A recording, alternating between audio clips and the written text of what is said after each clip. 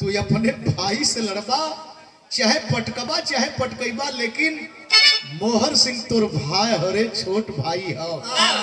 इतना बतिया है वही पूरा ना भइल, हरे इतना में मोहर सिंह तू नरुआया भैया की चरनिया पर खाला ना पचा।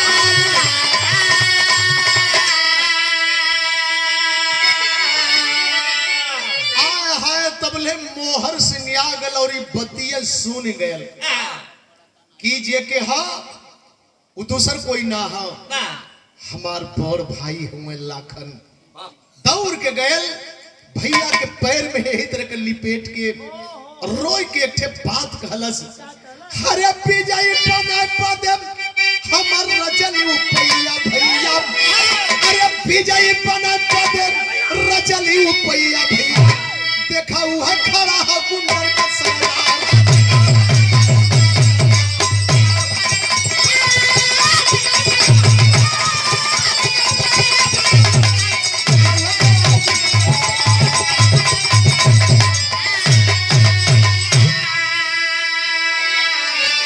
चौदह समय अखबार में धाई के लड़का एक दूसरे से रोत हुआ और यही बात मोहर सिंह सरदार कह रहा कि भैया गजब हो गल होत हो, भैया गजब हो गल होत।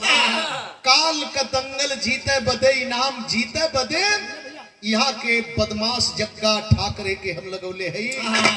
देखा हो जग्गा ठाकरे 3 आदमी के लेके खड़ा है, और जब जग्गा ठाकरे दूरवे से देखले तो कले रे सरवाई तक कुल इकट्ठा हुआ, ई मरवावे बदे कि हम ही के मारे बदे ना उपाय चले हो सब।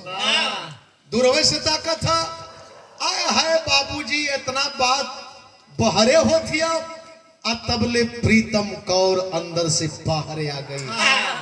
और प्रीतम कौर जब इस हकीकत को जानी, प्रफुल्लित है, बड़ा खुशहाल है। एक बात प्रीतम कौर अपने पति अर्जुन पहलवान से दोनों बच्चन के सामने कहती है। कहती क्या है?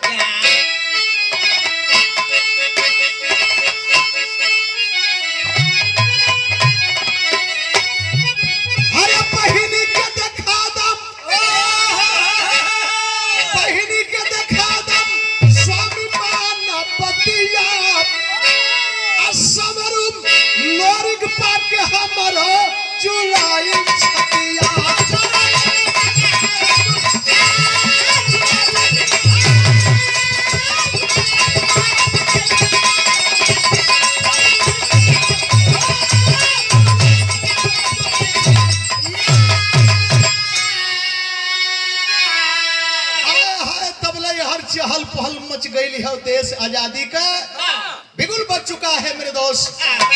दोनों लाल प्रीतम कौर को ले साथे घरिया या पलकारी, देख सिख रूप में पति की अपने रोती तारा प्यारी के तनम सहला तू भी पतिया जुड़ाई छतिया। दोनों लड़कन के लेहले प्रीतम कौर के लेहले घरे अइले। घरे अले के बाद एक बार जब तारा प्रीतम कौर के देखलस, लोग कहला कि मेहरारू काठ कभी सबत बर्दाश्त ना करे, लेकिन ये प्यार देखे जब देखलस कि हमारे पति के साथे हमरे लड़का के साथे कोनो लड़का भी बा और ओके माई माई कहते हो सब।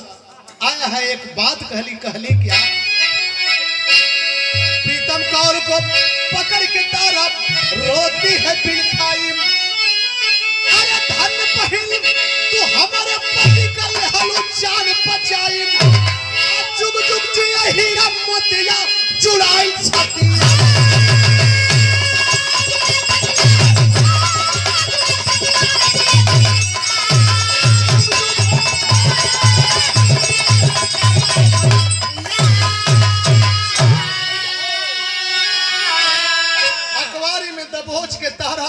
कहली कि बहनी धन्य हो बहन, तू धन्य हो, तू साधारण औरत ना देवी हो। अगर तू ना मिले होती तो शायद हमार पति आज सही सलामत ना मिलती। ये है इतिहास अपने देश का, ये है इतिहास अपने बीच में नारियों का, यह इतिहास अपने बीच में अपने सपूत जवान बेटों का। गुरु बिहारी गुरु गणेश का खत्म हुआ दास्तान विमल चंद्रिका कवि केशव बच्चन